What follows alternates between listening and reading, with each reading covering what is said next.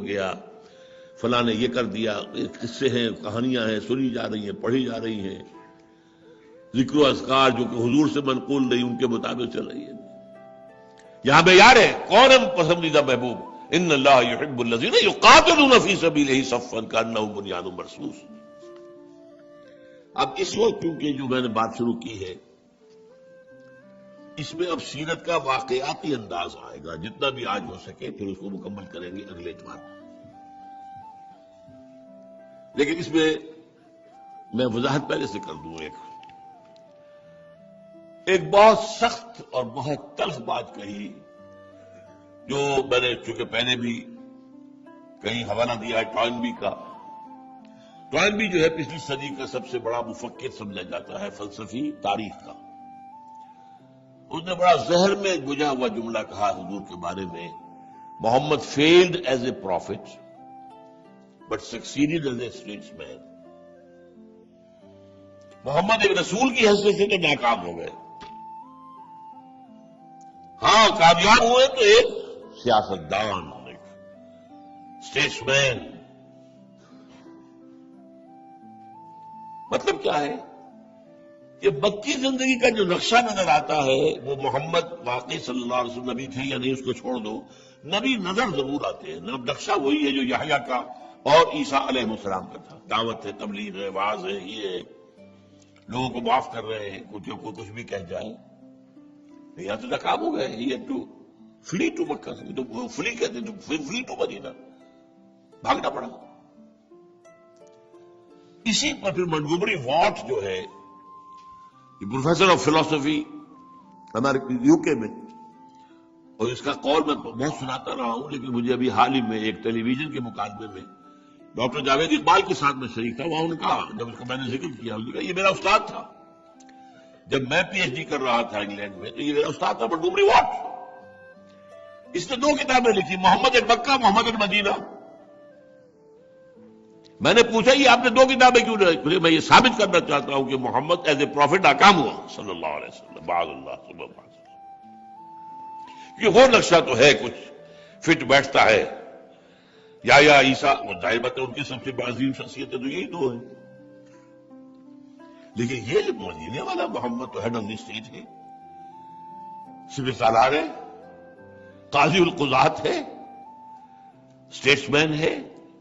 Montgomery what نے جتنے ممکن ہو سکتے تعریف کے الفاظ کسی شخصیت کے بارے میں، اور اس کی بھی سپرلیٹو ڈگریز وہ استعمال کر دی ہیں محمد المدینہ میں، انتہائی ذہین، انتہائی فتین، انتہائی موقع پہچاننے والے، انتہائی انسان شناس، انتہائی بہترین پلاننگ کرنے والے، یہ ساری۔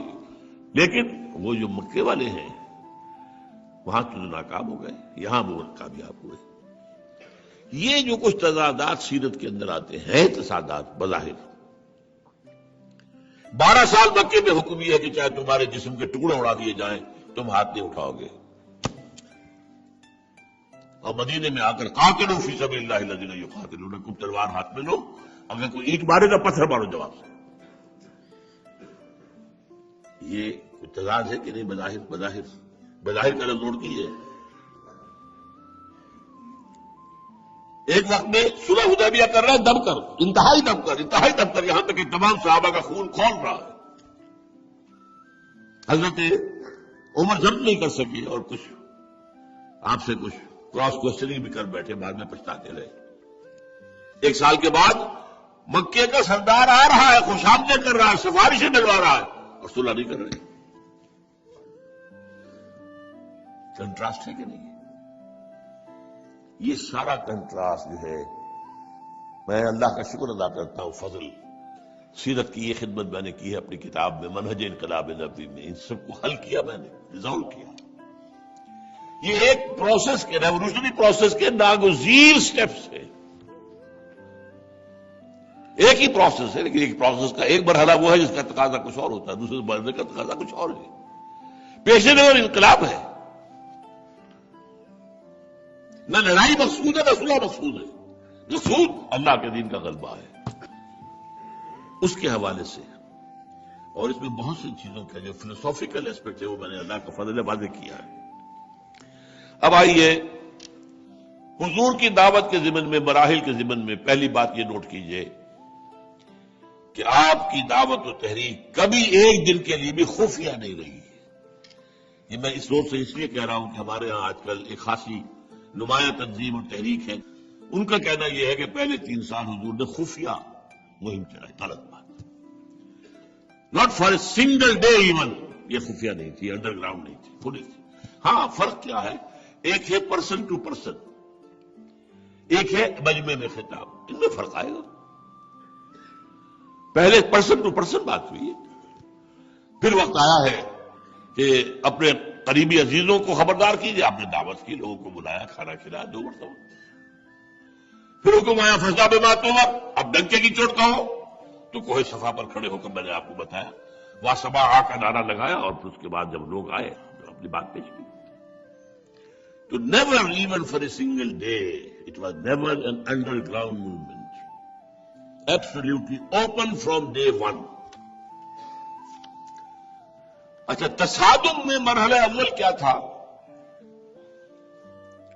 صرف داعی کی ذات کو ہدف بنا کر کریکٹر اسیسینیشن، وربل پرسیکیوشن، پاگل ہو گئے، دماغ خراب ہو گیا ہے، کوئی سایہ ہو گیا ہے، کوئی جن آ گیا ہے، کوئی بھوت آ گیا ہے، کوئی بدبو آ گئی ہے۔ اچھا شاعر اچھے بن گئے، اچانک بن گئے، کیسے بن گئے؟ یہ تو ایک عجمی ہے، شخص عالم ہے، غلام، وہ تورات کا جاننے والا ہے، اس کو انہوں نے اپنے گھر میں کوٹڑی میں بند کر رکھا ہے، اس سے ڈکٹیشن لیتے ہیں اور آ کر ہم پر روب جماتے ہیں، وہی آئیے وغیرہ وغیرہ وغیرہ۔ یہ کس لیے تھا؟ ایک تو یہ کہ کردار کشی، اور نمبر 2 آپ کی ہمت اور حوصلے کو کچل دینا۔ ظاہر بات ہے کہ اگر حضور ہمت ہار جائے تو کسی اور کو کچھ کہنے کی ضرورت نہیں، بات ہی ختم ہو جائے گی۔ اور حضور کو تکلیف ہوتی تھی، یہ نہیں تھا کہ آپ کو کوئی افسوس یا رنج نہیں ہوتا تھا۔ وَلَقَدْ نَعْلَمُ أَنَّكَ يَضِيقُ صَدْرُكَ بِمَا يَقُولُونَ، اے نبی ہمیں خوب معلوم ہے کہ جو کچھ یہ آپ کے بارے میں کہہ رہے ہیں اس سے آپ کا سینہ بھیجتا ہے، دکھ ہوتا تھا، لیکن فَاصْبِرْ عَلَىٰ مَا يَقُولُونَ وَاهْجُرْهُمْ هَجْرًا جَمِيلًا، صبر کرو اس پر جو یہ کہہ رہے ہیں، ڈٹے رہو، جمے رہو۔ یا ابتدائی صورتوں میں آپ کو جو ہے یہ 29ویں اور 30ویں پارے میں جو ہے بار بار صبر اور واحد کے سیغے میں، وَلِرَبِّكَ فَاصْبِرْ وَاصْبِرْ كَمَا صَبَرَ أُولُو الْعَزْمِ مِنَ الرُّسُلِ، اے نبی اللہ کے لیے صبر کرو، اللہ کے حکم کا انتظار کرو۔ وَلَا تَكُنْ كَصَاحِبِ الْحُوتِ، وہ حضرت یونس علیہ السلام کی طرح کا معاملہ نہیں کر بیٹھنا۔ وَمَا صَبْرُكَ إِلَّا بِاللَّهِ، آپ کا صبر تو اللہ ہی کے سہارے ہے نا۔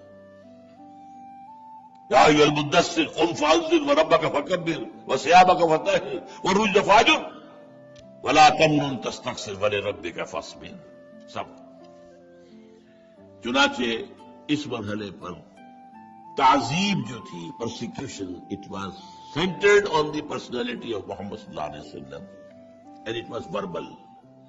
آپ پر کوئی اقدام نہیں ہوا، حملہ نہیں ہوا، آپ کو کوئی جسمانی جو ہے وہ گردن نہیں پہنچائی گئی۔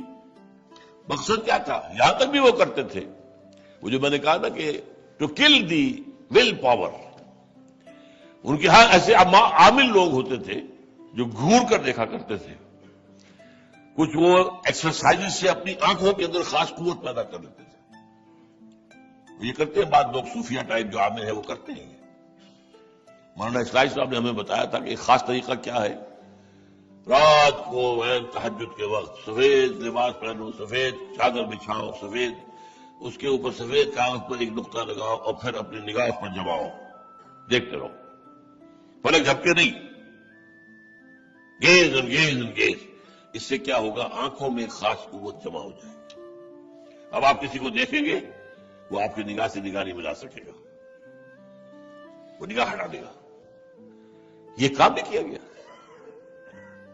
وہی یکاد الذین کفروا یزلقونک بابصارہم لما سمعوا الذکر، یہ کافر لوگ، یہ جب آپ کا یہ ذکر سنتے ہیں، آپ جب تذکیر کر رہے ہوتے ہیں، یہ آپ کو اپنی آنکھوں کے ذریعے سے گرا دینا چاہتے ہیں کہ آپ پھسل جائیں، گر جائیں۔ وَيَقُولُونَ إِنَّهُ لَمَجْنُونَ، اور کہتے یہ کہ مجنون ہو گئے.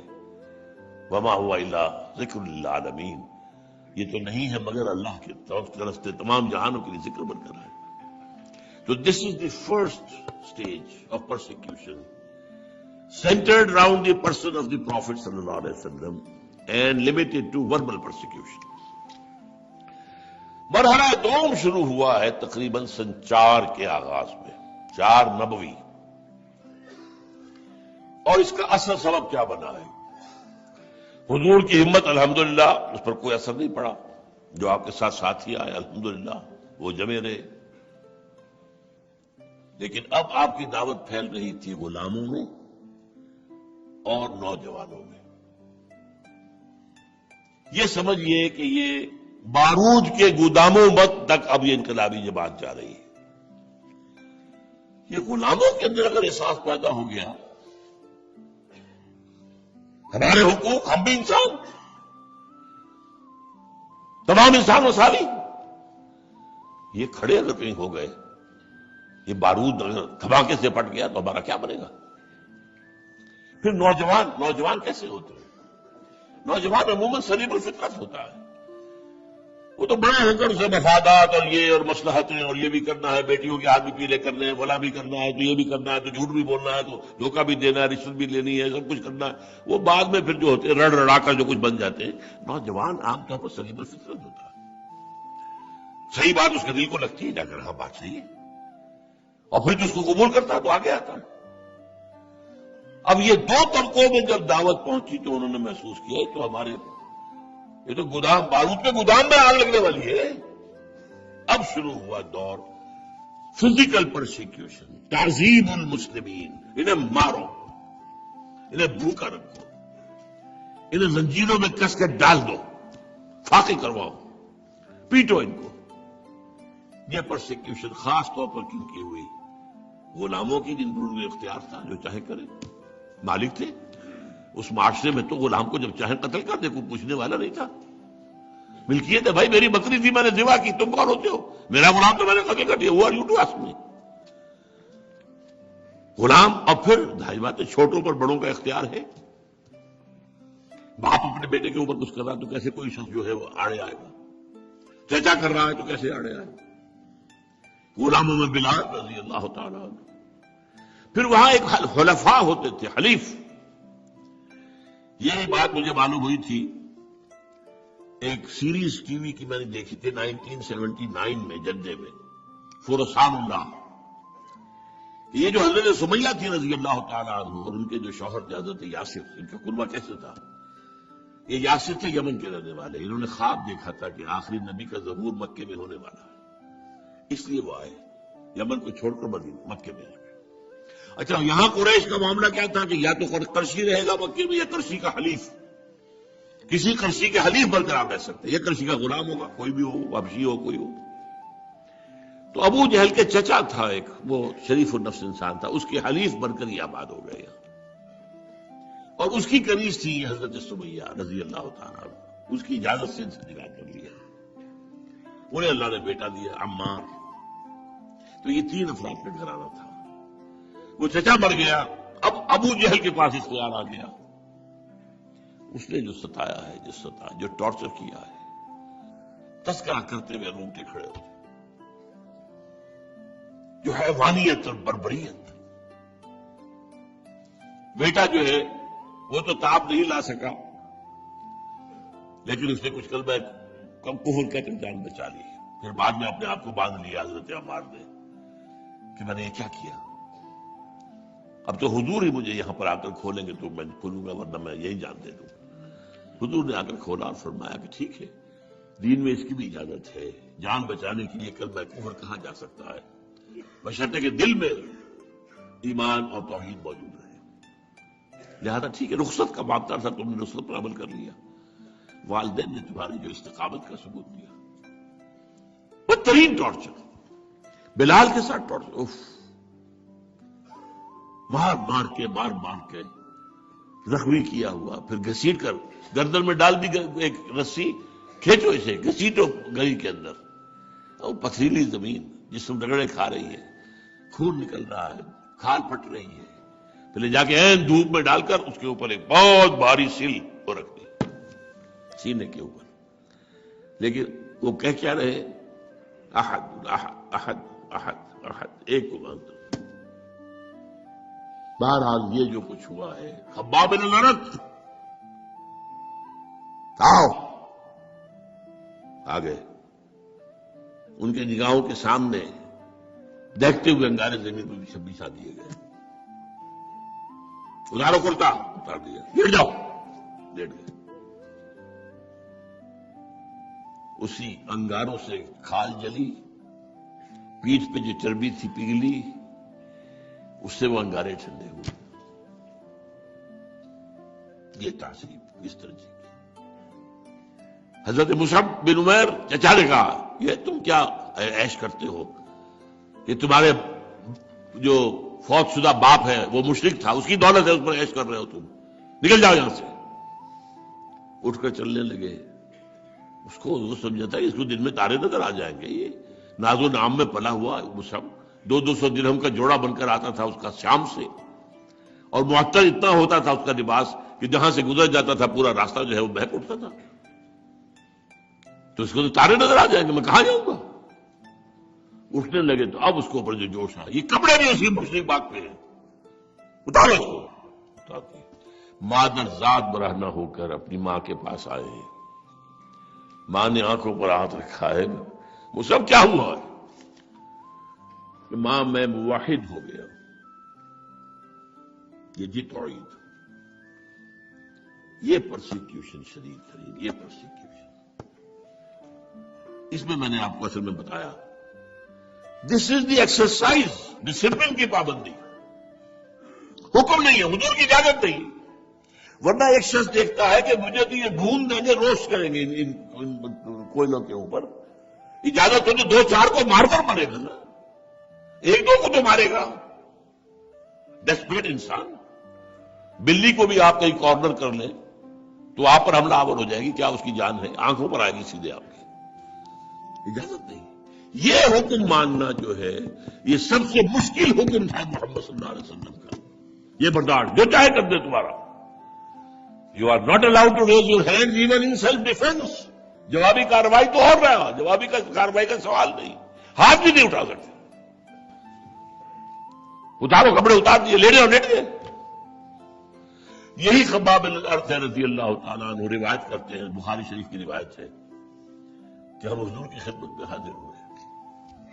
چند صحابہ جن پر یہ کچھ بیت رہی تھی. حضور صلی اللہ علیہ وسلم کعبے کی ایک دیوار کے سائے میں سایہ تھا، وہاں لیٹے ہوئے تھے، استراحت فرما رہے تھے. اپنا کوڑا جو ہے یا چادر اس کا تکیہ بنا کر انہوں نے آ کے کہا حضور اب یہ ناقابل برداشت ہو رہا ہے. خباب نے اپنا کرتا اٹھا کر دکھایا، دیکھیے حضور میری پیٹھ کا حال دیکھ لیجیے. آپ اللہ سے مدد کی درخواست نہیں کرتے؟ اللہ تدعو لنا، آپ ہمارے لیے اللہ کو پکارتے نہیں؟ حضور کو برا لگا، آپ نے اظہار ناراضگی فرمایا. خدا کی قسم تم جلدی مچا رہے ہو. تم سے پہلے جو لوگ اس راستے میں آئے تھے ان پر تو یہ نہیں ہوا کہ ایک گڑھا کھودا گیا، ایک آدمی کو گاڑا گیا آدھا، اور پھر اس حلقے کے اوپر آدھا رکھ کر چیرنا شروع کیا، 2 حصوں میں تقسیم کر دی. یہ ہوا آگ کے گڑھے جلا کر لوگوں کو جلایا گیا ہے. قتل اصحاب الاخدود النار ذات الوقود ثم لها قعود وهم على ما يفعلون بالمؤمنين شهود. اور یہ بھی کیا گیا کہ لوہے کے کنگوں کے ساتھ ہڈیوں کے اوپر سے گوشت نیچا اڑوچ کے اتارا گیا ہے. لیکن انہوں نے صبر کیا. تم جلدی کر رہے ہو. خدا کی قسم وقت آ کر رہے گا کہ ایک سوار صنعاء سے حضرت موت تک جائے گا اور اسے سوائے اللہ کی کسی کا ڈر نہیں ہوگا. But still you have to be patient. اسی پر آیتیں اتری ہیں سورہ عنکبوت کی. الف لام میم احسب الناس ان یترکوا ان یقولوا آمنا وهم لا یفتنون. وہی اظہار ناراضگی ہے جو حضور نے اظہار ناراضگی فرمایا، وہی اللہ بھی فرما رہا ہے کیا لوگوں نے یہ سمجھا تھا کہ صرف یہ کہنے سے کہ ہم اللہ پر ایمان لائیں اور چھوٹ جائیں گے اور ان کا امتحان نہیں لیا جائے گا، ان کی آزمائش نہیں ہوگی؟ وَلَقَدْ فَتَنَّا الَّذِينَ مِن قَبْلِهِمْ فَلَيَعْلَمَنَّ اللَّهُ الَّذِينَ صَدَقُوا وَلَيَعْلَمَنَّ الْكَاذِبِينَ۔ تو ہم نے تو جو بھی پہلے اس میدان میں آئے ہیں ان کو آزمایا ہے، ٹھوک ٹھوک کر بجا بجا کر دیکھا ہے، ان کے خلوص کا امتحان لیا ہے، ان کے صبر اور استقامت کا امتحان لیا۔ ہمارا قاعدہ تو یہ ہے جو آیا ہے وہ سوچ سمجھ کر آئے، یہ پھولوں کی سیج نہیں ہے، یہ کانڈوں بھرا بستر ہے۔ جنت لینی ہے تو یہ سب کچھ کرنا ہوگا۔ وَلَنَبْلُوَنَّكُم بِشَيْءٍ مِّنَ الْخَوْفِ وَالْجُوعِ وَنَقْصٍ مِّنَ الْأَمْوَالِ وَالْأَنفُسِ وَالثَّمَرَاتِ وَبَشِّرِ الصَّابِرِينَ۔ آزمائیں گے لازماً تمہیں، خوف سے، بھوک سے، فاقے سے، جان اور مال کے نقصان سے، کیریئرز کی تباہی سے، فصلوں کی بربادی سے آزمائیں گے۔ اور نبی بشارت دے دیجئے صبر کرنے والے۔ بہرحال اس کے ضمن میں ایک بات جو میں بتا چکی، تو لمبی بات ہو جائے گی نا، یہ جو پرسیکیوشن کا دور چلا ہے، ایک بات تو میں آپ کو بتا چکا ہوں کہ اسی کے ذریعے سے نظم کی پابندی کا اصل میں جو اس کی ٹریننگ ہوئی ہے، یہ ہوتی ہمیں مجھے کسی کتاب میں تو نہیں ملا ہے، لیکن وہی فرسان اللہ بڑی عمدہ سیریز تھی، میں نے بعد میں بہت تلاش کرائی ہے، بہت ہی عمدہ۔ یہ جو میسج فلم ہے اس سے کئی گنا زیادہ وہ، اور بڑی لمبی تاریخ تھی، اسی میں یہ بھی تھا وہ جو میں نے آپ کو حضرت یاسر اور سمیہ کا بتایا۔ اسی میں ایک واقعہ ہے کہ میں نے کہیں پڑھا نہیں ہے اس لیے میں کہہ نہیں سکتا کہ کوئی اس میں ذوف ہوں، کہ ایک مرتبہ صرف حضرت عبداللہ ابن مسعود سے اس میں خطا ہوئی، ابو جہل نے انہیں تھپڑ مارا، انہوں نے بھی جواب تھپڑ رسید کیا، کیونکہ عبداللہ ابن مسعود تو 12 جو شرفات تھے وہاں کے، ان کے خاندان سے تھے، غلام نہیں تھے، کچھ نہیں تھے، کسی کے بیٹے نہیں تھے۔ حالانکہ بیٹوں میں سے آپ کو معلوم حضرت عثمان کو، حالانکہ وہ تو بنو امیہ کے چشم و چراغ تھے، ان کے چچا نے ایک صف کے اندر چٹائی کے اندر لپیٹ کر اور دعا دیا جس سے کہ جان جو ہے نکلنے کے قریب ہوئی۔ انہوں نے جب تھپڑ رسید کیا جواباً ابو جہل کو، تو حضور نے 15 دن کے لیے مکہ بدر کر دیا، چلے جاؤ مکہ سے باہر، اگر تم صبر نہیں کر سکتے وہ آؤٹ۔ یہ وہ واقعہ میں نے آپ کو بتایا کہ جو اس فرسان میں ہے۔ نمبر 2 یہ ہے اس فلسفہ انقلاب کے حوالے سے اہم ترین نقطہ، اسی میں آج میں بات ختم کروں گا۔ اس کا سب سے جو اہم نتیجہ نکلا وہ کیا تھا؟ یہ چیزیں آپ کو کہیں سیرت کی کتابوں میں نہیں ملیں گی۔ میں اللہ کا شکر ادا کرتا ہوں، سن 85 میں یہ میں نے 11 تقریریں کی تھی مسجد دارالسلام میں جمعوں کے اندر، 11 جمعوں میں، اور یہ سیرت کی یہ پہلو میرے سامنے کھل کر آئے۔ اس سے پہلے میں نے سیرت کا ایسے مطالعہ نہیں کیا تھا۔ سب سے بڑا فائدہ کیا نکلا؟ عوام کی ہمدردیاں ان کے ساتھ ہو گئی۔ عام آدمی جو ہوتا ہے جسے ہم کہتے ہیں سائلنٹ میجورٹی، ان میں ہمت نہیں ہوتی۔ ابو جہل اور ابو معیط اور بڑے بڑے سردار اور ولید بن مغیرہ اور عتبہ سب کے سامنے کھڑے نہیں ہو سکتے تھے، کھڑے ہو کر اس کی جواب دہی نہیں کر سکتے تھے، لیکن سائلنٹ تھے، ڈیف اینڈ ڈمب تو نہیں تھے، ڈیف اینڈ بلائنڈ تو نہیں تھے، وہ دیکھتے تھے نا بھائی آج ابو امیہ ابن خلف نے بلال کے ساتھ بہت زیادتی کی، اس کا جسم ادھڑا ہوا تھا، اتنے اس کو کوڑے مارے گئے، اسے گھسیٹ رہے تھے زمین کے اوپر، کھردری مکے کی زمین پتھریلی، اور پھر اس کے اوپر چٹان رکھتی سینے کے اوپر۔ کیوں کیا ہوا بھائی؟ کیا اس نے کوئی بغاوت کی تھی، کوئی چوری کی تھی، کوئی اپنے آقا کی بیٹی کی عزت پہ ہاتھ تو نہیں ڈال دیا تھا؟ کیا کیا تھا؟ کچھ نہیں، کچھ نہیں، کچھ نہیں، صرف یہ کہ وہ کہتا ہے میں ایک اللہ کو مانتا ہوں۔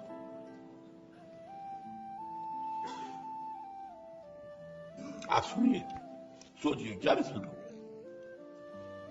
اس کے لیے ہمدردی پیدا ہوگی کہ نہیں؟ آخر انسان ہے، انسانی فطرت ہے۔ یہ سمیہ اور یاسر کے ساتھ یہ ایسے کیا مجھے کیوں؟ What was he trying؟ جیسے قرآن میں آتا ہے وَإِذَا الْمَوْءُودَةُ سُئِلَتْ بِأَيِّ ذَنبٍ قُتِلَتْ، وہ بچیاں جو زندہ دفنا دی گئی تھی ان سے پوچھا جائے گا تمہیں کس جرم میں دفن کیا گیا؟ نتیجہ کیا ہے کہ عوامی ہمدردیاں جو ہے وہ ان کی طرف ہو رہی ہے، اپنے سرداروں سے نفرت پیدا ہو رہی ہے۔ ویسے بھی دیکھ رہے ہیں کہاں کردار ابو لہب کا، کہاں محمد کا صلی اللہ علیہ وسلم۔ یہ عمر کیا تھا؟ عمر ابن خطاب یہ بھی ابو جہل کی طرح کا تھا ایمان لانے سے پہلے، ایمان لانے کے بعد کیا ہو گیا؟ وہ کیا وہ دیکھ نہیں رہتے؟ کیا یہ ابو بکر کا کردار اور سیرت، اور پھر اس پر غور بنتا ہے یہ پرسیکیوشن، یہ ٹارچر۔ تو لہذا دل جیت لیے، جو دلوں کو فتح کر لے وہی فاتح زمانہ۔ میرے نزدیک کی انتہائی اس انقلابی عمل کا انتہائی فیصلہ کن بنا رہا ہے۔ یہ بدر میں جو گئے ہیں یہ وہی لوگ تھے جہاں سے یہ جانتے تھے کہاں ہمارے سرداروں کا کردار، کہاں محمد اور ابو بکر اور عمر اور عثمان اور علی ان کا کردار۔ یہ تو ہماری سوسائٹی کے گرین تھے، اندر سے تو وہ شکست کھا چکے تھے، ان میں جنگ کرنے کی وہ طاقت نہیں تھی، لیکن وہ اس کا عمل، یہ جو پرسیکیوشن کے مقابلے میں اس کو جدید اصطلاح میں کہا جاتا ہے پیسو ریزسٹنس۔ کھڑے رہو، ڈٹے رہو، قدم پیچھے نہ ہٹے، لیکن ہاتھ مت اٹھاؤ، because you have to buy time. یہ انقلابی جماعت کی ضرورت ہے، اسے وقت چاہیے، اسے اور لوگ اپنے گرد جمع کرنے ہیں، ابھی اور اپنی دعوت کا دائرہ وسیع کرنا ہے، ابھی اپنی تنظیم کے کاڈر بڑھانے ہیں، تب وہ مقابلہ کرنے کے قابل ہوں گے کہ میدان میں آ کر کفر کا اور ظلم کا اور باطل کا مقابلہ کر سکے، چیلنج دے سکے۔ They need time, they have to borrow time. اگر وہ شروع میں وائلنٹ ہو جائیں تو کتنے سے تھے کچل دیے جائیں گے۔ یہ تیسری بات، پیسو ریزسٹنس کے نتیجے میں یہ جو عمل تھا اس کے نتیجے میں اس انقلاب محمدی کے لیے کام کرنے والوں کے لیے وقت مل رہا تھا، مہلت مل رہی تھی۔ بہرحال اس میں ایک بات نوٹ کر لیجیے، ہجرت کی اجازت اگرچہ دے دی گئی تھی کہ اگر تم سے یہ ناقابل برداشت ہو گیا معاملہ، جیسے کہ میں نے خباب بن الارت کی بات بتائی آپ کو، حدیث بخاری شریف کی، چنانچہ سورہ عنکبوت ہی میں پہلے آیت وہ تھی، شروع کی آیت الف لام میم احسب الناس ان يتركوا ان يقولوا آمنا وهم لا يفتنون ولقد فتنا الذين من قبلهم فليعلمن الله الذين صدقوا وليعلمن الكاذبين۔ اسی میں پھر آگے آتا ہے یا عبادی الذین آمنوا ان ارضی واسعۃ فإیایا فاعبدون، اے میرے ایمان لانے والے بندو میری زمین بڑی کشادہ ہے، بس بندگی میری کرو، اگر یہاں رہ کر نہیں کر سکتے تو چلے جاؤ، چھوڑ دو اس ملک کو۔ بلاد اللہ واسعۃ فضاؤ، حضرت علی کے اشعار ہیں، ورزق اللہ فی الدنیا فصیح فقل للقائلین علی ہوان اذا ضاقت بکم ارض فصیح۔ جو لوگ انتہائی ذلت میں رہتے ہوئے بھی کسی جگہ پر بیٹھے ہوئے ان سے کہہ دو بھائی اللہ کی زمین بڑی کشادہ ہے، ذلت کو برداشت نہ کرو، چھوڑو اس کو، جگہ کو چھوڑ دو۔ تو ہجرت حبشہ ہوئی ہے، لیکن ظاہر بات ہے کہ یہ ہجرت عمومی نہیں تھی، فرض نہیں تھی، لازم نہیں تھی، لیکن یہ کہ ہجرت حبشہ اس پرسیکیوشن کا کلائمیکس 3 سال کی شیب بنی ہاشم، شیب ابی طالب کی قید ہے۔ دس از دی کلائمیکس۔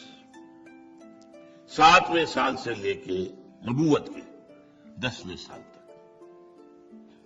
ایک گھاٹی، 2 پہاڑوں کا سلسلہ، ادھر بھی پہرا ادھر بھی پہرا، بنو ہاشم سب پھینک دیے گئے وہاں، گھروں سے نکال کر، وہاں کوئی شے اندر نہیں جائے گی کھانے پینے کی، پہرا ہے۔ کچھ لوگ تھے، حکیم بن حزام رضی اللہ تعالیٰ عنہ، حضرت خدیجہ الکبریٰ رضی اللہ تعالیٰ عنہا کے رشتہ دار تھے، اور کچھ ایسے لوگ تھے بیچارے جو راتوں کی تاریکی میں کبھی ایک پہاڑ کی چوٹی پہ اتر کر جا کر کچھ دے آئے کھانے کو۔ ورنہ وہ وقت بھی آیا ہے کہ بنو ہاشم کے بچے، چھوٹے چھوٹے بچے پھول جیسے بھوک سے چلا رہے ہیں، اور سوائے اس کے کچھ نہیں ہے کہ سوکھا چمڑا ابال کر اس کا پانی ان کے حلق میں ٹکا دیا فار 3 long years۔ ہم سیرت میں کیا پڑھتے ہیں اور سیرت ہے کیا اصل میں؟ سوچنے کی بات۔ 3 سال کا شدید بائیکاٹ، خوراک پر ایمبارگو، وہاں سے جب چھٹکارا ہوا اور کیسے ہوا ہے، مجھے اہلنامہ بنا کر تمام قریش کے چوٹی کے لوگوں نے دستخط کر کے کہ بنو ہاشم کا بائیکاٹ، ان سے کوئی خریدے گا نہ بیچے گا، نہ یہ کرے گا نہ وہ کرے گا، وہ لٹکا دیا گیا تھا خانہ کعبہ پر۔ اسے دیمک کھا گئی تو کسی نیک دل نے جا کر کہا بھائی وہ تمہارا اہدنامہ تو ختم ہو گیا، اب خدا کے لیے ختم کر دو ان کا معاملہ۔ تب وہ معاملہ ختم ہوا ہے۔ لیکن اسی سال اس کو حضور نے کہا ہے عام الحزن، ہمارے لیے یہ رنج اور غم اور افسوس کا سال ہے کہ ایک طرف حضرت خدیجہ کا انتقال ہوگا رضی اللہ تعالی عنہ، گھر میں ایک دلجوئی کرنے والی رفیقہ حیات تھی، وہ بھی نہ رہی۔ باہر کی باتوں سے سب کچھ سنا کر دل پر ذہن پر بوجھ لے کر آتے تھے اگر گھر میں، تو ایک دلجوئی کرنے والی رفیقہ حیات تھی، وہ بھی نہیں رہی۔ ابو طالب کا بھی انتقال ہو گیا، چاہے وہ ایمان نہیں لائے تھے لیکن انہوں نے پروٹیکشن دی ہے بنی ہاشم کے سردار کی حیثیت سے۔ وہ قبائلی زندگی تھی بنی ہاشم، ایک یوں سمجھیے جیسے ہمارے یہاں وٹو بڑا قبیلہ ہے، اس میں جو ہے آپ کو مل جائیں گے مانے کے، شامد کے، تو یہ اس طرح بنو ہاشم، بنو میاں، بنو فلاں، لیکن یہ سب گھرانے تھے، قبیلہ قریش۔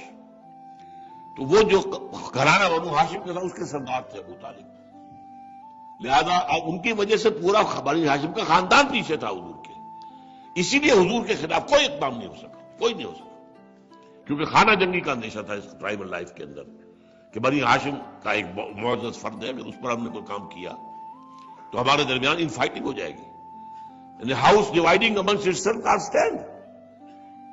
لیکن ابو طالب کے انتقال کے بعد وہ سارا ہٹ گیا۔ اب طے کر دیا گیا کہ کوئی مزید رعایت نہیں، محمد کو قتل کر دیا جائے صلی اللہ علیہ وسلم۔ اس پر جو اگلی باتیں ہیں اگلے اتوار کو ہوں گی۔ اصل سیرت تو یوں سمجھیے کہ یہ فلسفہ سیرت ہم نے پڑھا ہے 4 اتواروں میں، اصل سیرت کا پہلو جو اب شروع ہوا ہے وہ آئے گا۔ اقول قولی ھذا واستغفر اللہ لی ولکم ولسائر المسلمین والمسلمات۔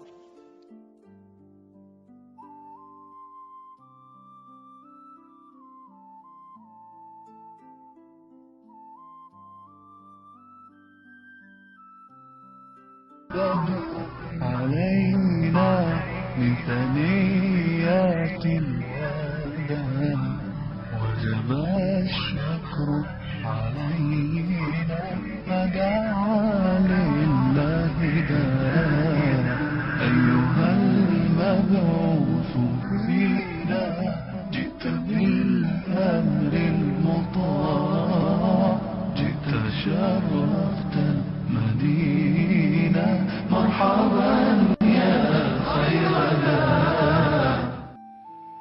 نحمده ونصلي على رسوله الكريم، اما بعد فقد قال الله تبارك وتعالى كما ورد في سورة الحديد: اعوذ بالله من الشيطان الرجيم، بسم الله الرحمن الرحيم، لقد ارسلنا رسلنا بالبينات وانزلنا معهم الكتاب والميزان ليقوم الناس بالقسط وانزلنا الحديد فيه بأس شديد ومنافع للناس وليعلم الله من ينصره ورسله بالغيب ان الله قوي عزيز۔ وقال عز وجل كما ورد في سورة الصف: ان اللہ یحب الذین یقاتلون فی سبیلہ صفا کانہم بنیان مرصوص. وقال عز وجل كما ورد في نفس السورة يا أيها الذين آمنوا كونوا أنصار الله كما قال عيسى ابن مريم للحواريين من أنصاري إلى الله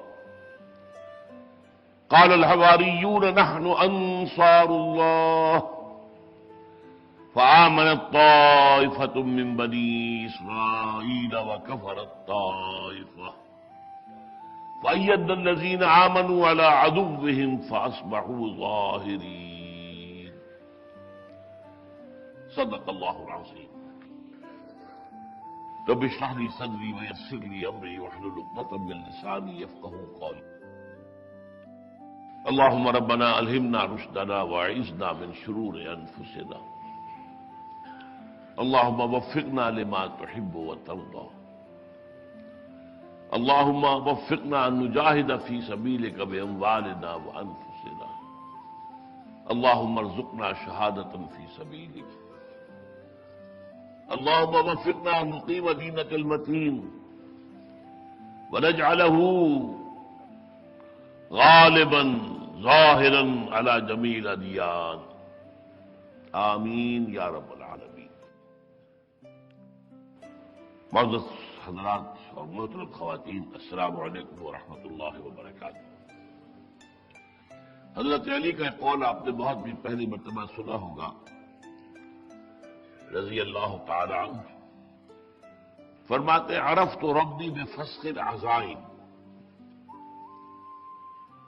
میں نے اپنے رب کو پہچانا اپنے ارادوں کے ٹوٹ جانے سے. میں نے ایک ارادہ کیا کہ مجھے یہ کام کرنا ہے، نہیں ہو پایا. معلوم ہوا کوئی اور بالا تر طاقت ہے جس کے ہاتھ میں اختیار ہے. تو میں نے اپنے رب کو پہچانا. عرفت ربی بفسخ العزائم. اب میرا جو ارادہ تھا کہ 4 خطبات میں اس مضمون کو مکمل کروں گا، میں گھبرا رہا ہوں کہ 5 میں بھی شاید اس کی تکمیل کی نوبت نہ آئے. بہرحال آج کوشش یہ ہوگی کہ بیان کی حد تک مضمون کا جو ہے اس کی تکمیل ہو جائے. چوتھے خطبے کے ہم دوسرے حصے پر تھے، تصادم کے مراحل. ان میں جو باتیں بیان ہو چکی ہیں میں ذرا گنوا دینا چاہتا ہوں. سب سے پہلی بات میں نے ایک لفظ استعمال کیا تھا قرآن مجید کی ایک آیت کے بارے میں، اڑیاں انقلابی آیت. کھلا کوئی اپولوجیٹک انداز نہیں، کوئی معذرت خانہ انداز نہیں. انقلاب کا جو خاصہ ہے، جو لازمہ ہے، کھل کر گیا. ہم نے ہی بھیجا اپنے رسولوں کو صلی اللہ علیہ وسلم وعلیہم الصلاۃ والسلام بالبینات، واضح تعلیمات کے ساتھ اور معجزات کے ساتھ. وَأَنزَلْنَا مَعَهُمُ الْكِتَابَ وَالْمِيزَانَ، اور اتاری ان کے ساتھ اپنی کتاب، اپنی شریعت، اپنا قانون اور میزان، نظام عدل. میزان میں حقوق تلتے ہیں، کس کے کیا فرائض ہیں، کیا حقوق ہیں، ان میں توازن ہونا چاہیے. یہ سب کچھ ہم نے کیوں کیا؟ یہ کوئی ہماری ہابی نہیں تھی، یہ کوئی مشغلہ نہیں تھا. لِيَقُومَ النَّاسُ بِالْقِسْطِ، تاکہ لوگ عدل پر قائم ہوں.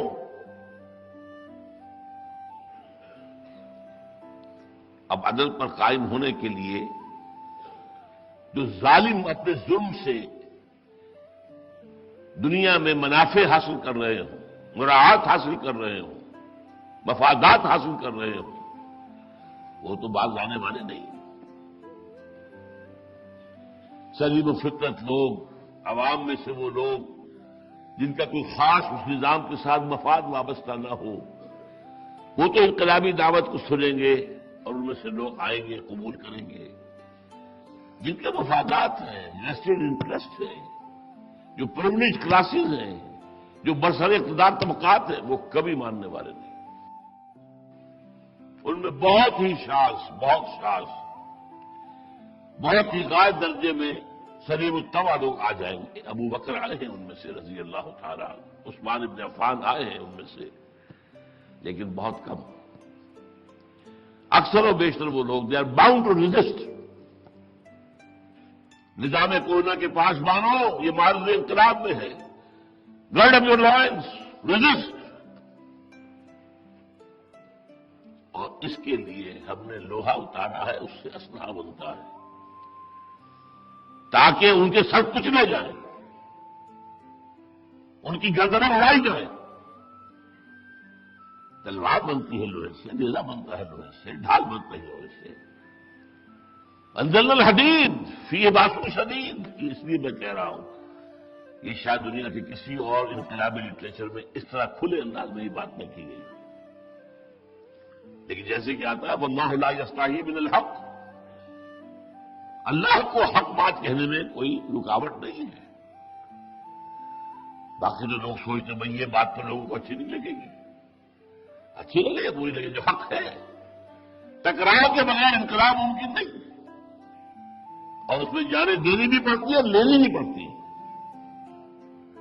انزلنا الحدید فیہ باس شدید، اس میں جنگ کی صلاحیت ہے. وہ منافع للناس، دوسرے فائدے بھی ہیں. توا بھی بنا لیتے ہو، پراٹ بنا لیتے ہو، کچھ اور بنا لیتے ہو، یہ کام کی چیزیں بھی آ جاتی ہے. لیکن اصل تو وہ اصلاح کے لیے، جنگ کے لیے. وَلِيَعْلَمَ اللَّهُ مَن يَنصُرُهُ وَرُسُلَهُ بِالْغَيْبِ. اور دوسری مسئلہ کیا ہے، اور اللہ دیکھ لینا چاہتا ہے کہ کون ہے اس کے وفادار بندے جو اس پر اس کے رسولوں پر ایمان لائے ہیں. وہ اس لوہے کی طاقت کو ہاتھ میں لے کر اللہ کی مدد کرتے ہیں، یعنی اس کے دین کا بول بالا کرتے ہیں، اور رسول کی مدد کرتے ہیں، اس لیے کہ دین کا بول بالا کرنا اصلاً فرض ہے نبی کا، رسول کا صلی اللہ علیہ وسلم. من انصاری للہ کہہ کر وہ پکارتا ہے. یہ میرا فرض منصبی ہے، اسے میں ادا کرنے چلا ہوں. کون ہے جو میرا ساتھ دے؟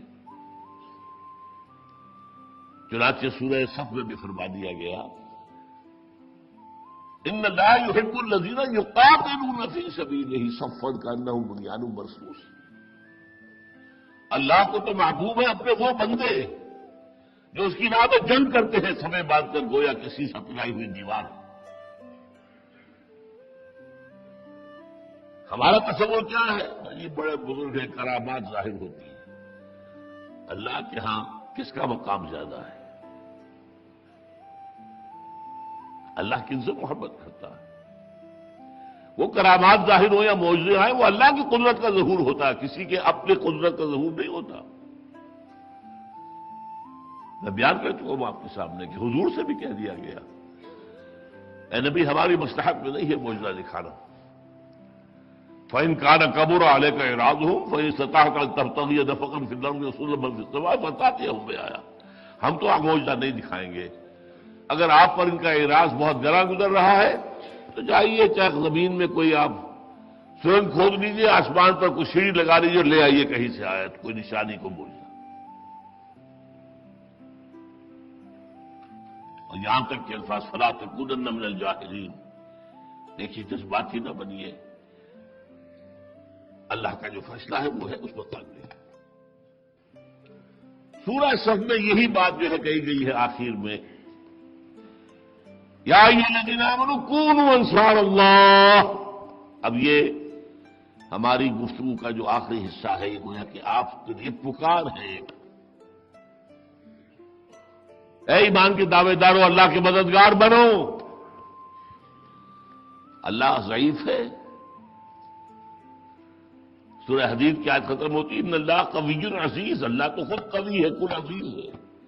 یہ تمہارا امتحان ہے کہ تم واقعتاً اس کے وفادار ہو یا نہیں ہو، تم اس کے دین کے لیے جان و مال دے سکتے ہو یا نہیں. کونوا انصار اللہ کما قال عیسی ابن مریم للحواریین من انصاری اللہ. جیسے کہ کہا تھا عیسیٰ ابن مریم نے اپنے حواریین سے کون ہے میرے مددگار اللہ کے، اللہ کے راستے میں. قال الحواریون نحن انصار اللہ، حواریین نے کہا ہم اللہ کے مددگار ہیں، ہم حاضر ہیں۔ فآمنت طائفۃ من بنی اسرائیل وکفرت طائفہ، تو بنی اسرائیل میں سے کچھ لوگ ایمان لائے اور کچھ نے کفر کی روش اختیار کی۔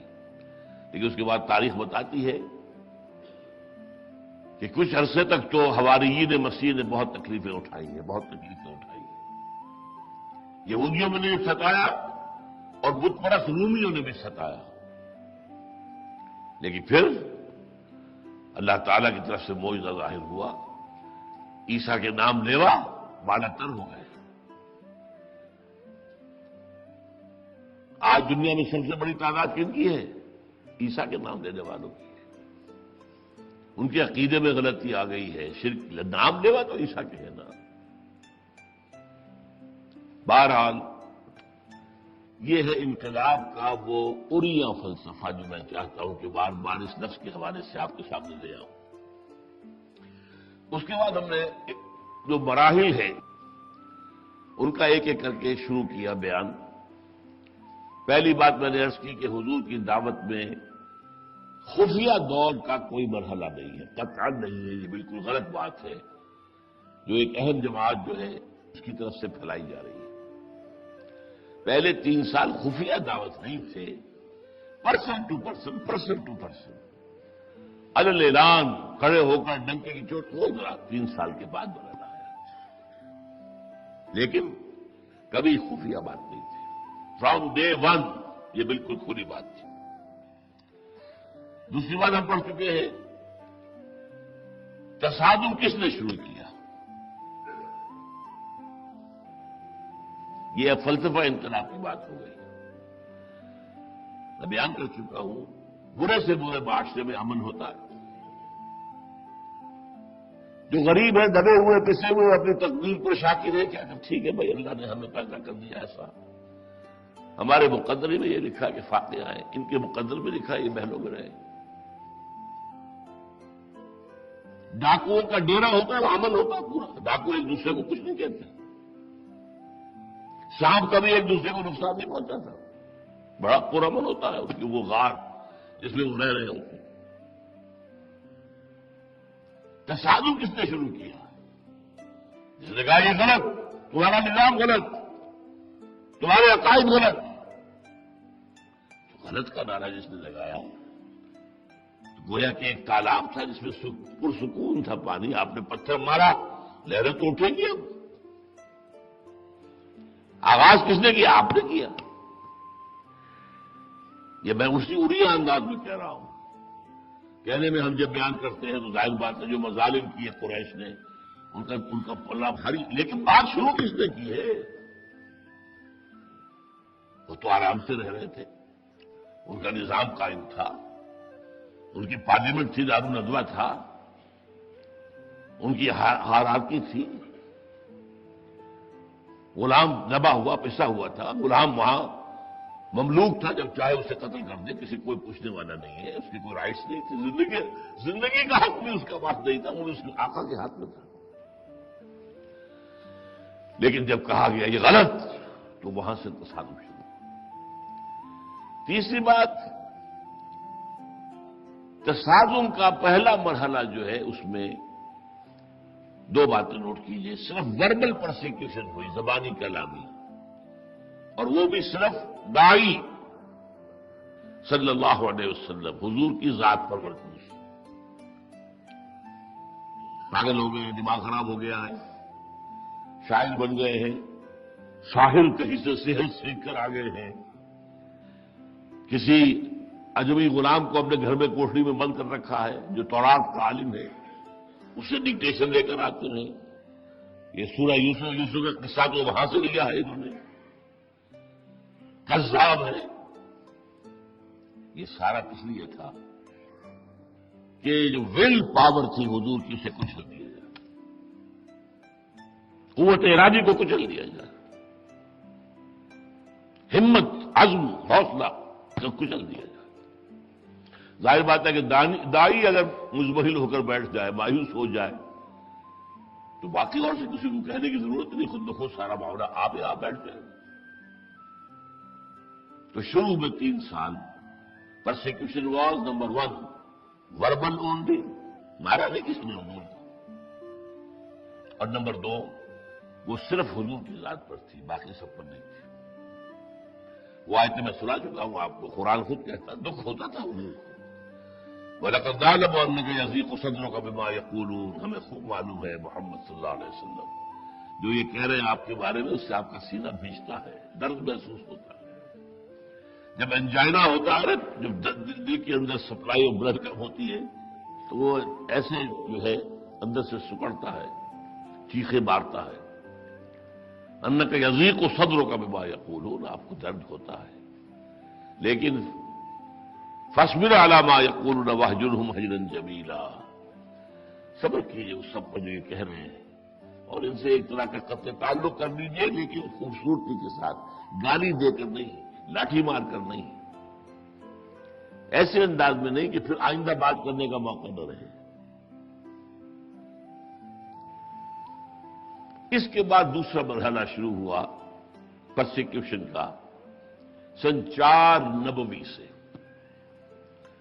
اور اس کا سبب کیا بنی ہے؟ جبکہ حضور کی دعوت نہ صرف یہ کہ آپ کی ہمت پست نہیں ہوئی، آپ کی عزیمت یوں کی تو برقرار رہی، قوت ارادی مضبوط رہی، لیکن اب دعوت کا دائرہ پھیل رہا ہے، غلاموں تک پہنچ رہا ہے۔ کہ غلاموں میں اگر یہ احساس ہو گیا تو یہ اگر وہ کھڑے ہوئے بغاوت انہوں نے کی تو معاملہ بالکل بگڑ کر رہ جائے گا، یہ تو بارود کا ڈھیر ہے۔ یہ ہمارے نوجوان جا رہے ہیں محمد کی طرف صلی اللہ علیہ وسلم، اس کی وجہ کیا ہے؟ نوجوان سلیب الفطرت ہوتے ہیں، ابھی انہیں مالی مفادات کا ہوکا نہیں ہوتا، ان کی ذمہ داریاں جو ہیں کھانے پینے کی والدین پوری کرتے ہیں، والدین کو پتا ہے نا کہاں سے کما رہے ہیں، کس طرح کما رہے ہیں، اور نظام میں تبدیلی آتی ہے تو ان کے مفادات میں کیسے ضرورت پڑ جائے گی۔ تو نوجوان عموماً سلیم الفطرت، اور جو بات دل میں آ گئی اس کو اختیار کر لینے والے۔ تو جب یہ 2 pronged اٹیک ہوا ان کے معاشرے پر، غلام اور نوجوان، تب انہوں نے کہا کہ یہ تو معاملہ ہم اس سے سمجھے تھے مشتے غبار، یہ تو بہت بڑی آندھی طوفان بن گیا ہے، اب ان کو مارو، انہیں پیٹو، انہیں بھوکا رکھو، ان کو پھانکے دو، زنجیروں میں جکڑ کر ڈال دو اپنے گھروں کے اندر، مارو ان کو۔ یہ فزیکل پرسیکیوشن ہے جس کی کچھ مثالیں آ چکی ہیں، میں زیادہ وقت نہیں لگاؤں گا، لیکن اس میں اس حد تک ہوئی ہے کہ صحابہ کے دل میں بھی یہ سن 5-6 نبوی میں جا کر کلائمیکس کو پہنچ گیا یہ پرسیکیوشن۔ اس دور میں سورہ عنکبوت نازل ہوئی ہے، اس کی ابتدا ہی میں کچھ اللہ تعالیٰ کی طرف سے اظہار ناراضگی ہو رہا ہے۔ الف لام میم ما حسب الناس ان یترکوا ان یقولوا آمنا وهم لا یفتنون، تم گھبرا رہے ہو؟ کیا لوگوں نے یہ سمجھا تھا کہ صرف یہ کہہ کر ہم ایمان لے آئے چھوٹ جائیں گے؟ وهم لا یفتنون، اور انہیں آزمایا نہیں جائے گا، ہم تو ٹھوک بجا کر دیکھیں گے whether you really mean business or not, whether you really believe in Muhammad or not, sallallahu alaihi wasallam, whether you really believe and are convinced of resurrection. زندگی بہت بعد موت کی قائل ہو، دیکھ لیں۔ وَلَقَدْ فَتَنَّا الَّذِينَ مِن قَبْلِهِمْ فَلَيَعْلَمَنَّ اللَّهُ الَّذِينَ صَدَقُوا وَلَيَعْلَمَنَّ الْكَاذِبِينَ، ہم نے تو ہمیشہ جو بھی اس راہ میں آیا ہے اسے آزمایا ہے، اور ہم جو ہے واضح کر کے رکھ دیتے ہیں کون سچا ہے کون جھوٹا ہے، کوئی جھوٹ موٹ کا مومن بنا پھرتا ہے اور کون حقیقت میں مومن ہے۔ یہی بات حضور نے بھی کہی جب خباب الارض حاضر ہوئے ہیں، حضور اب ناقابل برداشت ہو رہا ہے معاملہ، الا تدعو لنا، آپ ہمارے لیے دعا نہیں کرتے اللہ سے؟ اور یہ خباب کون ہیں؟ جن کو دہتے غاروں پر لٹایا گیا تھا۔ جواب میں حضور کیا فرماتے ہیں؟ آپ نے بھی اظہار ناراضگی فرمایا، خدا کی قسم تو جلدی بچا رہے ہو، تم سے پہلے تو جو لوگ آئے تھے ان میں ایسا بھی ہوا کہ گڑھا کھود کر آدھا کاٹ دیا گیا انسان کو، پھر سر کے اوپر آرا رکھ کر چیرنا شروع کیا، اور 2 حصوں میں ختم کر دیا۔ ایسا بھی ہوا کہ آگ میں زندہ پھینک دیے گئے، جلا دیے گئے۔ ایسا بھی ہوا کہ لوہے کے کنگھوں سے ان کے ہڈیوں پر سے گوشت پھڑک دیا گیا، لیکن وہ سب انہوں نے کیا، برداشت کیا، استقامت کا ثبوت دیا۔ خدا کی قسم تم جلدی بچا رہے ہو، ورنہ ایک دن آ کر رہے گا کہ سوا سنا سے ہر موت تک سفر کرے گا اور اسے کسی کا خوف نہیں ہوگا سوائے اللہ کے، یعنی وہ امن قائم ہو جائے گا، وہ عدل و انصاف قائم ہو جائے گا۔ قرآن مجید میں بھی بعد میں سورہ بقرہ میں یہ آیت نازل ہوئی ہے، ام حسبتم ان تدخلوا الجنہ، اے مسلمانوں تم نے سمجھا تھا جنت میں داخل ہو جاؤ گے ٹھنڈے ٹھنڈے ٹھنڈے ٹھنڈے؟ وَلَمَّا يَأْتِكُم مَّثَلُ الَّذِينَ خَلَوْا مِن قَبْلِكُم، ابھی تو وہ چیزیں تم پر آئی ہی نہیں جو تم سے پہلے والوں پر آئی تھی۔ مَسَّتْهُمُ الْبَأْسَاءُ وَالضَّرَّاءُ، ان پر تو بڑی بڑی بھوک آئے، فاقے آئے، تکلیفیں آئی۔ وَالزُّلْزِلُوا، اور وہ ہلا مارے گئے، جھنجھوڑے گئے، حتیٰ یقول الرسول والذین آمنوا معه متی نصر اللہ الا ان نصر اللہ قریب، یہاں تک کہ وقت کے رسول ان کے ساتھی اہل ایمان چیخ اٹھے، اللہ کی مدد کب آئے گی؟ پھر اللہ کی مدد آئے گی۔ یہ قانون جان لیجیے، یہاں آج میں خاص طور پر واضح کرنا چاہتا ہوں، اللہ کی مدد آئی ہے، اللہ کی مدد آتی ہے، اللہ کی مدد آئے گی، لیکن پہلے ٹھوک بجا کر دیکھ لیتا ہے اللہ تم واقعی صادق القول ہو یا یہ جھوٹ موٹ کے دعوے ہیں۔ میں 2 مرحلوں میں اس کو بیان کروں گا ابھی۔ جب ایک آزمائش اپنی انتہا کو پہنچ جائے اور ثبات اور صبر کا اور استقامت کا ثبوت ہو جائے، وہاں سے ٹرننگ پوائنٹ ہوتا ہے، وہ ابھی ہم آج بحث کریں گے۔ انفرادی حیثیت سے حضور کا معاملہ کب ہوا؟ اجتماعی حیثیت سے حزب اللہ جو امت محمد صلی اللہ علیہ وسلم تھی اس کا معاملہ کب ہوا ہے؟ اچھا، اس معاملے میں اب جو ہے تیسری بات نوٹ کرنے کی یہ ہے، حکم یہ رہا صحابہ کو کہ تم مار کھاؤ، چاہے تمہیں زندہ جلانے لگے، چاہے تمہارے جسم کے ٹکڑے کرے، تم نے ہاتھ نہیں اٹھانا۔ پیسو ریزسٹنس کی میں بیان کر چکا ہوں، یہ اہم ترین اور موسٹ پروفاؤنڈ نظم کی پابندی کی مشق یہی تھی، نظم کی پابندی۔ اللہ کے رسول کی اجازت نہیں ہے، ورنہ جب حضرت سمیہ اور حضرت یاسر کو ٹارچر کر رہا تھا ابو جہل، میرے اندازے میں 40 کم سے کم اہل ایمان مکے میں موجود تھے، کوئی بچانے نہیں آیا، اجازت نہیں، حضور کی اجازت نہیں۔ خباب عرض سے کہا گیا اتارو کرتے، اور یہ دیکھتے گاڑی میں لیٹ گئے۔ اگر اجازت ہوتی تو ایسا ڈیسپریٹ آدمی جو ہے 2-4 کو مار کر بڑھتا نا، اجازت نہیں۔ گویا کہ یہاں اب یہ جو ہے سخت ترین امتحان جو ہے ڈسپلن کا وہ یہ ہے، رسول کی اجازت نہیں ہے تو اپنے دفاع میں بھی ہاتھ نہیں اٹھا سکتے۔ بھائی چلا دیں گے، موت آ جائے گی، سیدھے جنت پہ جاؤ گے، تمہارا کیا گھاٹا ہے؟ اگر یقین ہے تمہیں، اگر یقین ہے۔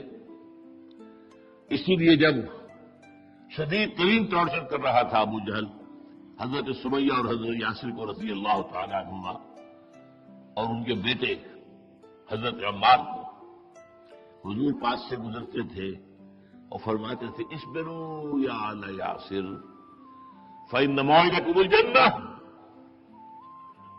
اے یاسر کے گھر والوں صبر کرو، برداشت کرو، جھیلو،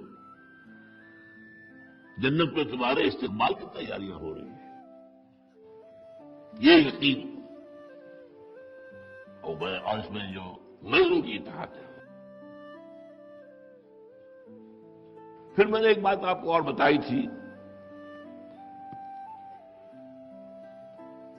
اسی سے عوامی ہمدردی پیدا ہوئی ہے مکے کے لوگوں میں مسلمانوں کے ساتھ اور حضور کے ساتھ۔ جب دیکھا یہ بلال کو ننگی پیٹھ ننگے بدن گردن میں رسی ڈال کر اور دے رکھی چھوکروں کو گھسیٹتے پھر رہے ہیں مکے کی سنگلاخ گلیوں میں، اور اس سے پہلے مار مار کر جو ہے کوڑے ان کا جسم ادھیڑا ہوا ہے، پھر لے جا کر دھوپ میں لٹا دیا اور سینے کے اوپر پتھر بھاری رکھ دیا، سانس لینا مشکل ہے، لیکن کیا کہہ رہے الاحد احد احد، ایک ہی کو مانتا ہوں، کسی اور کو نہیں۔ تو آخر انسان سے نا لوگ، عوام جو ہیں جن کو ہم کہتے ہیں silent majority, silent majority silent ہوتی ہے لیکن اندھی بہری تو نہیں ہوتی۔ بھائی کیا ہوا؟ بلال نے کیا وہ چوری کر لی اپنے آقا کی کسی مال کی، آقا کی بیٹی کی عزت میں کہیں ہاتھ ڈال دیا، کیا کیا ہے؟ کچھ نہیں بھائی، کچھ نہیں کیا، بس صرف یہ کہتا ہے کہ میں ایک اللہ کو مانتا ہوں اور محمد کو اس کا رسول مانتا ہوں، بس یہ ضرور ہے۔ آخر فطرت انسانی ہے نا، وہ لوگ جو سائلنٹ میجورٹی، ان میں ہمت نہیں ہے کہ وہ خود کھڑے ہو جائیں قریش کے خلاف، ہمت نہیں ہے، خود تو خاموش ہے لیکن اندر سے یہ دلوں کی ہمدردی کدھر جا رہی ہے؟ کیا ابو جہل کی طرف جائے گی؟ کیا امیہ ابن خلف کی طرف جائے گی جس نے کہ حضرت بلال کو اس طریقے سے سنایا؟ وہ اندر ہی اندر انقلاب آ رہا ہے، جو دلوں کو فتح کر لے وہی فاتح زمانہ۔ یہ بدر میں جو لوگ گئے ہیں اپنے سرداروں کے حکم سے زیادہ تو تھا، لیکن اندر سے تو پہلے سے مفتوح تھے، وہ تو مفتوح ہو چکے تھے محمد کے ہاتھ میں صلی اللہ علیہ وسلم۔ انہیں پتا تھا ہمارا سردار ابو جہل اس کا کردار کیا ہے اور ادھر حمزہ کا کردار کیا ہے، ادھر عقبہ ابن معیط کا کردار کیا ہے، ادھر عثمان کا کردار کیا ہے، کیا وہ جانتے نہیں تھے؟ تو عوامی ہمدردیاں جو ہے اس پیسو ریزسٹنس کے نتیجے میں حاصل ہوتی ہے۔ البتہ اس تشدد کے دور میں ایک اجازت دے دی گئی ہجرت حبشہ کی کہ اگر یہ ناقابل برداشت ہو رہا ہے ٹھیک ہے، تم یہ زمین چھوڑ کر سرزمین چھوڑ کر کہیں چلے جاؤ۔ حضور نے فرمایا حبشہ کا ملک، بس یوں سمجھیے بورہ قلزم درمیان میں ہے، کوئی بہت جو ہے زیادہ عویز نہیں ہے، اس کو عبور کیجیے۔ تو حبشہ تو جو لوگ ہیں، حضور نے فرمایا کہ وہاں ایک عیسائی بادشاہ ہے اور وہ انصاف پسند ہے، اس کے ہاں کسی پر ظلم نہیں ہوتا، تو چلے جاؤ۔ جن کو طبیعت برداشت نہیں کر پا رہی تو وہ ہجرت کر جائے، ہجرت میں۔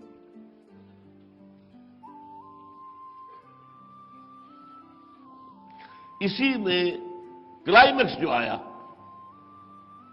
وہ 3 سال کی قید، بلا کسی راشن کے، بلکہ کھانے پینے کی چیزیں اندر جانی ممنوع۔ ایک پہاڑ یوں ہے، ایک پہاڑ یوں ہے، ادھر اس کی ایک درہ ادھر درہ ہے، ادھر بھی پہرا ہے، ادھر بھی پہرا ہے، کوئی چیز ادھر نہیں جائے گی، اور بنی ہاشم درمیان میں پڑے ہیں، کوئی سر پر چھت نہیں۔ عرب کا سورج آگ برسا رہا ہے تو بیٹھے ہوئی، نو روف، کوئی خیمہ بھی نہیں، اسی آگ کے اندر، پھر وہاں کچھ نہیں، کھانے بھی کچھ ہے نہیں۔ 3 سال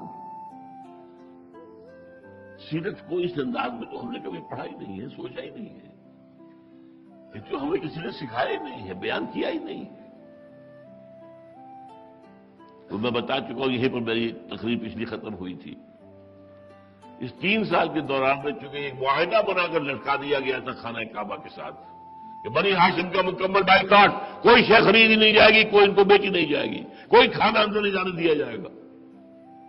3 سال کوئی شریف النفس ان میں تھے، حکیم بن حزام رضی اللہ تعالیٰ عنہ بعد میں ایمان لے آئے، اس وقت تک ایمان نہیں لائے تھے۔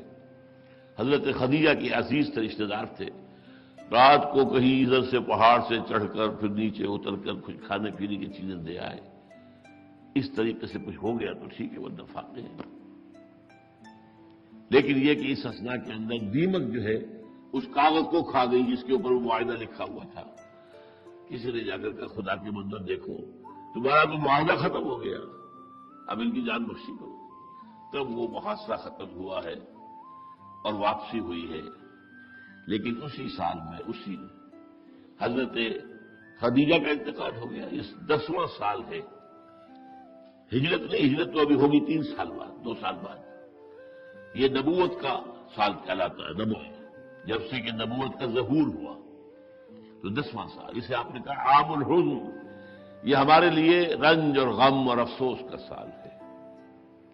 آپ نے ان 3 سالوں کو نہیں کہا عام الحزن، وہ تقریر کا تھا۔ یہاں کیا ہوا ہے کہ ایک ہی سہارا دنیاوی اعتبار سے تھا ابو طالب کا، ایمان تو نہیں لائے لیکن حضور سے محبت بے پناہ تھی، بنو ہاشم کے سردار تھے، پوری بنی ہاشم کا قبیلہ پیچھے تھا، اسی لیے حضور پر کوئی جو ہے آپ کے اوپر کوئی پرسنل اسائٹ نہیں ہوا، فزیکل ختم نہیں۔ 2 مائنر انسیڈنٹس آتے ہیں، بعد میں آپ کو بیان کر دوں۔